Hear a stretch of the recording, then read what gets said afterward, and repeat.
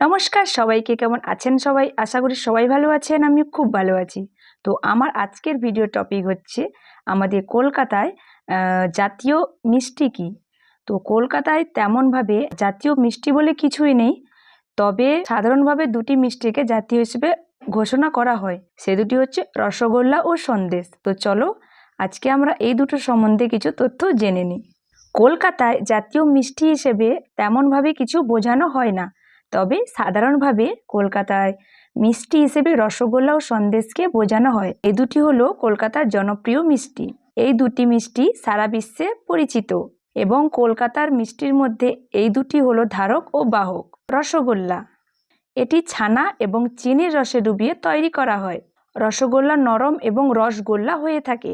এটি কলকাতা এবং পশ্চিমবঙ্গের জনপ্রিয় মিষ্টি।